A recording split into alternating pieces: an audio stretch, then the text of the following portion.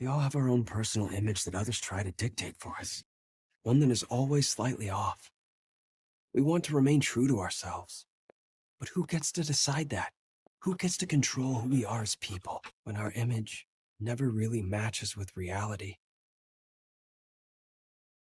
Where can we find something genuine? Where can we find our true selves?